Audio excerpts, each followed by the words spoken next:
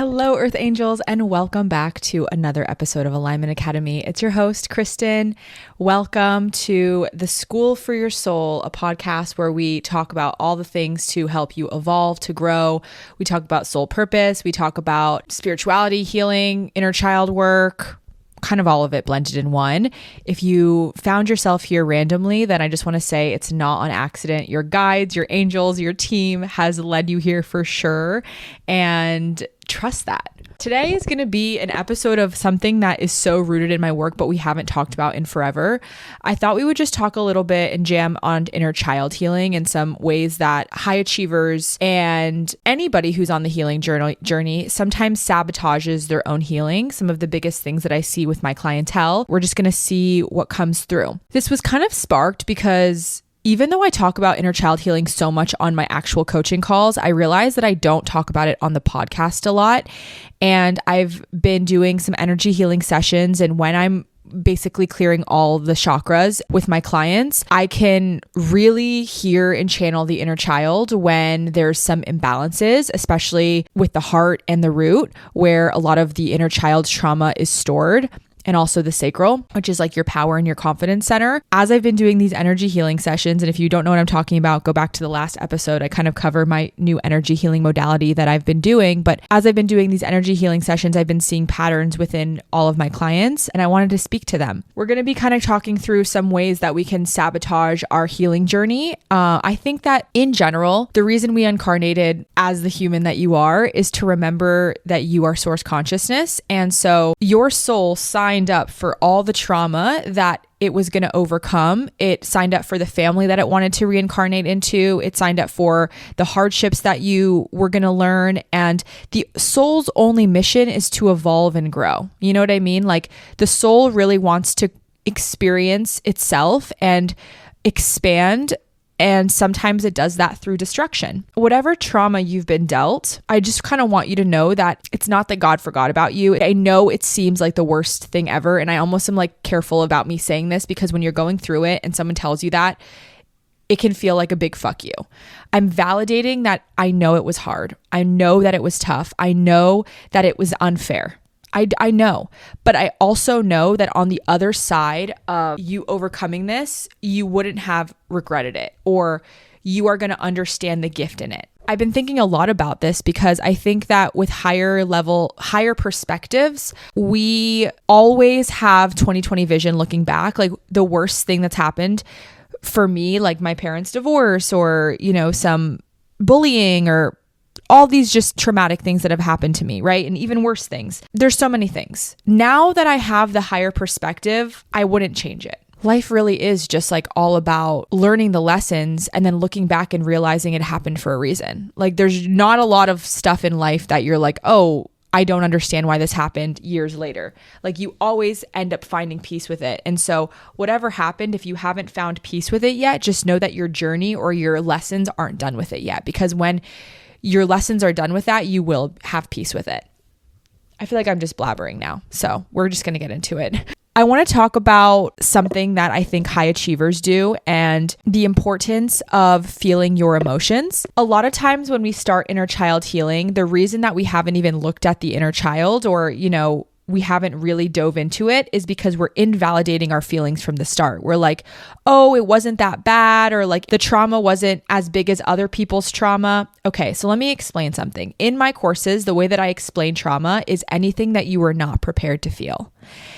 Anything your body didn't have the capacity to feel in the moment so that it pushed it down and stored it as trauma, aka like this emotional knot somewhere in your heart, in your body, in one of your chakras, right?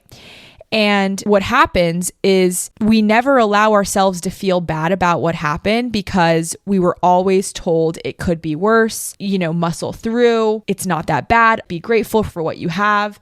And although those perspectives can be helpful sometimes, the thing about inner child healing is the main purpose of it is validation for yourself. The reason I brought up how I describe trauma is because healing starts with giving yourself permission to be sad about what happened to you. I like to think of it as it's the journey from going from victim to sovereign, right? So like there is a part in the journey where you have to sit with your feelings and be like, fuck, it wasn't fucking fair that I had those parents, or it wasn't fair that I was treated that way, or it wasn't fair that I was put in that situation. And you have to cry for your inner child, because the reason why there's so much charged emotion is because your inner child never got to feel the feelings that they actually felt because they were just trying to survive. I had a client session yesterday for energy healing, and when I got to her heart, there was so much sadness in her heart. And her angels were telling me, they were like, this is the affirmation you need to give her. And I gave her an affirmation, and the affirmation was, it's okay to be sad about what happened to you. It's okay to cry about it. And when I told her this after the session, she started breaking down, because she was like, oh my gosh, like I've never let myself be sad because I've always told myself like it could be worse. It could be worse. And so this is my invitation for you. Where are you invalidating your own experiences and saying it could have been worse? I shouldn't be sad about that anymore. It wasn't that big a deal that I got bullied. Guess what? To your inner child, it is a big deal. To your inner child whose brain is not formed, everything that happened to you is such a big deal and was such a big formative thing in your brain. You know what I mean? And so just giving yourself validation to be sad is like a huge part of the healing journey. Today's episode is brought to you by Alignment Academy, the membership. I created this membership to offer a crazy affordable and safe space for you to heal your deepest wounds, build unshakable confidence, and activate your highest timeline. Imagine being surrounded by a community that truly gets you and not feeling freaking crazy or like you're knocked off your path by trigger after trigger after trigger. Because believe me, I've been there.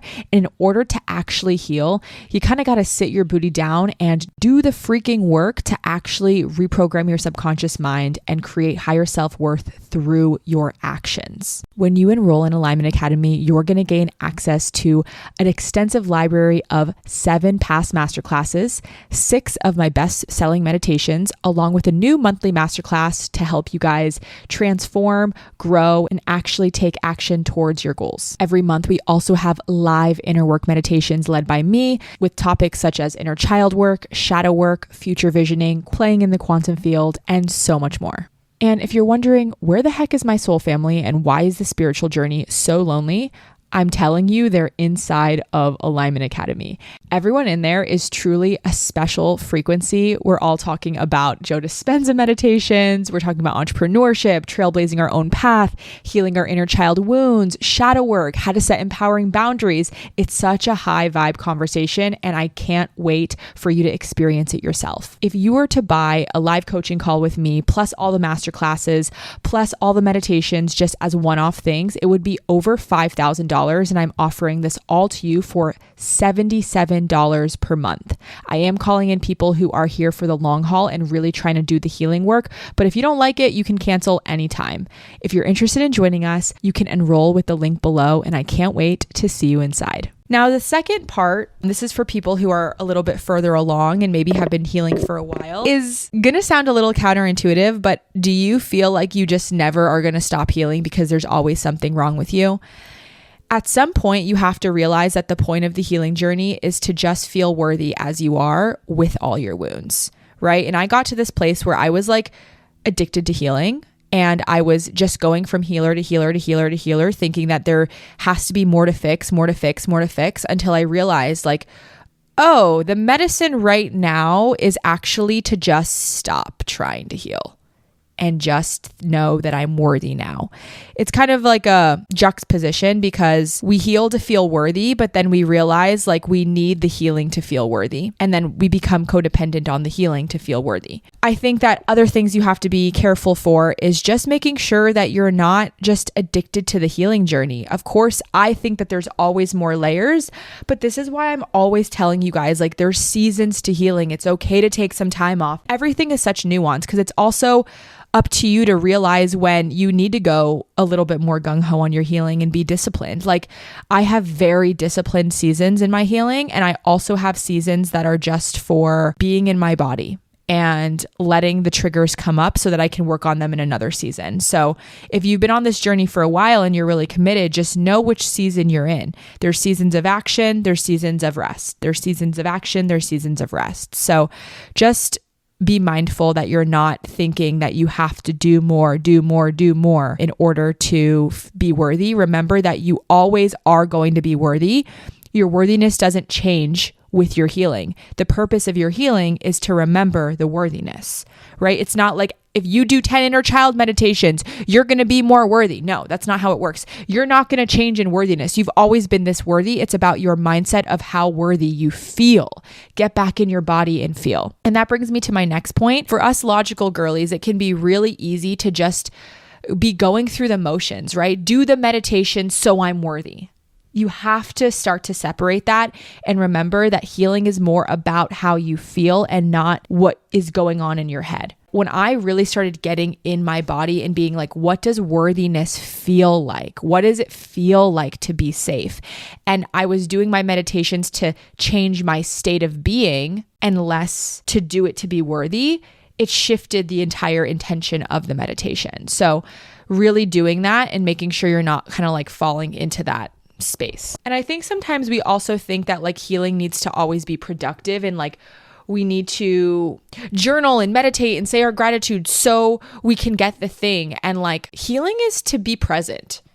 The deepest healing is when you notice that you're present in your life and you're not overthinking in your head. So sometimes we just need to be present and remember that like healing is not a linear process. There's going to be ups and downs. There's going to be seasons. It's not always about just doing it to do it. And it's not about getting over it as fast as you can.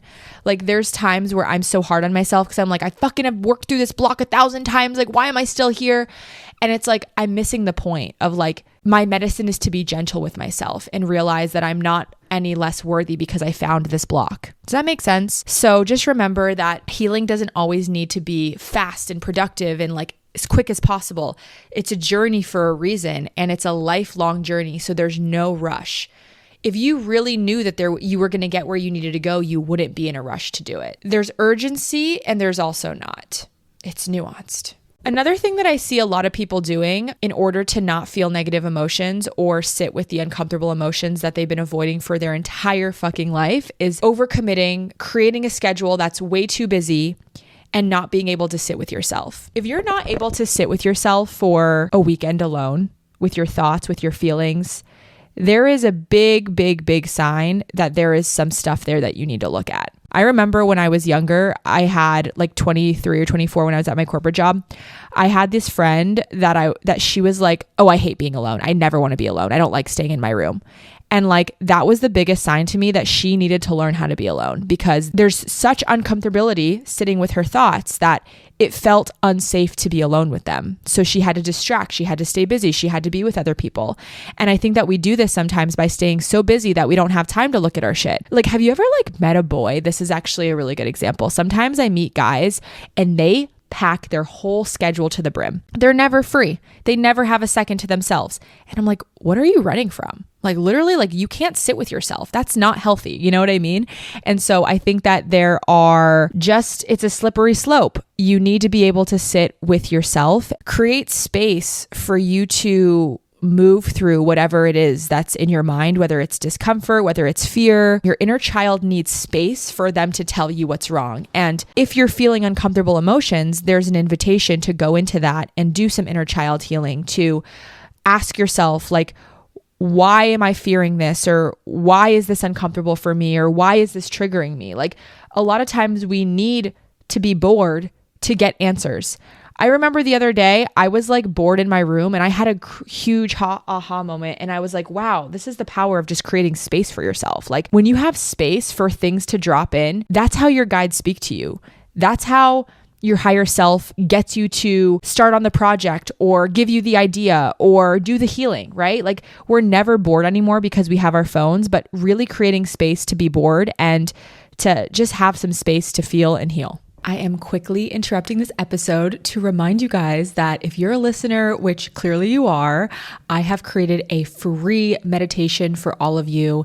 This meditation was built out of my rock bottom when I needed to trust the universe and release a lot of anxiety I was feeling, and I didn't know how. So I learned how to trust the universe, and I'm going to teach you how in this meditation. It's really practicing this feeling of being held and supported and remembering that you actually are held and supported by by the universe in every single moment. All you have to do to get this meditation is to rate and review the podcast on whatever platform you're listening on, and then go ahead and head over to my podcast Instagram at Alignment Academy Podcast. Give it a follow and then message me on there with a screenshot of your rating or review, whatever platform you're listening on, and I will send you the meditation. Okay, now back to the episode. And the last thing that I want to talk about is sometimes healing comes in the form of real life experiences. Healing is not all about just doing your inner child meditation, which I'm a huge proponent for because it changes your subconscious mind. But I've had some of my deepest healing moments when I'm having a sleepover with my friend, or I'm staying up really late and usually I go to bed early, or I'm laughing on the beach until my stomach hurts. Like, those can be some of the most healing moments, but we forget that sometimes we heal in real life too. What I want to say is, how can you add more joy to your life? Like, inner childs speak through triggers, but they also speak through joy and they speak through excitement. And so even if you think about like a guy that has a very healed inner child and an open heart, they're silly, they're loose, they're open, right? Like they're just like it's like they're their 5-year-old self. That's how you know a guy is connected to his heart. It's because he doesn't mind being silly. It's the same with girls. And sometimes I think we forget that. Like, we want to be just joyful and silly and like cheeky and just lighthearted. And so sometimes you need to let yourself kind of just follow your joy, get a donut, get a coffee with a friend, stay up late, FaceTime your bestie until 4 a.m. I don't know. Whatever brings you joy. Go take a dip in the ocean. I literally don't know what's bringing you joy, but I'm just saying random things that bring me joy. Like, sometimes we can heal our inner child through just really small moments where we're saying, what would make me happy? What would make me feel excited right now? And following that. I know this was a super short episode, but I just wanted to jam on some random thoughts that were coming to my mind around inner child work. Inner child work has just been such a big part of like my day-to-day life now. It's not even like I have to do it. Like, I still do my meditations, I still connect to my joy, but sometimes it's even hard for me to unpack just because it's been part of my path for so long. I wanted to give you guys like some tangible tools and just some mindset shifts and just some things to chew on of where you might be sabotaging. And if you want to get started with inner child work, obviously my Inner Child 3.0 meditation is always down below. Inner Work Alchemy is opening up in January, and it's basically all rooted in inner child work and shadow work and really clearing out the unconscious blocks. But just remember, guys, that if you're not getting what you want in life, if you're not manifesting what you want in life, it's all rooted back to your inner child and what they feel worthy of. Your inner child is basically responsible for all your beliefs, all of your fears, all of your things that you believe that you're worthy of, everything that you're attracting, your confidence. Like, if you felt really confident as a child, then you're going to feel confident as an adult, and vice versa. If you didn't, then you're not going to as an adult. If you thought that you weren't worthy of friends as a child, you're not going to have friends as an adult. It's all related to the inner child. So if you're having some reflections in your life that you're not loving or you can't really get behind, it's a sign that you need to do some inner child healing. And that's just an invitation, right? Like, the other thing is that with inner child healing, it's way more than awareness. Like, awareness doesn't create change with inner child healing. You honestly have to do the subconscious reprogramming, because you have to change those beliefs in your unconscious mind in order for shit to shift. Just a little bit for you to chew on. I love you guys. I hope you guys have an amazing Thanksgiving this week, if you guys are celebrating or if you're in the US. And if you don't, then I also just hope you have an amazing week. My other announcement is that I'm having a crazy Black Friday sale on my email and my socials starting today. It's not like the regular just 50% off sales. It's super fun. Basically, I drop a new offer every single day to your email and on my socials, and you have it for 24 hours for you to buy it until it expires, and then the next day I drop something else. So if you're interested in working with me or getting any of my work, then this is a really good time. Make sure you're on my email list. You can join it below, and I'm excited for you guys to be healing and manifesting and becoming your highest self in 2025. I'm super excited for 2025. We have a lot of things on the horizon. But yeah, I think that's it for today. I love you guys, and I'll see you in another episode. Bye.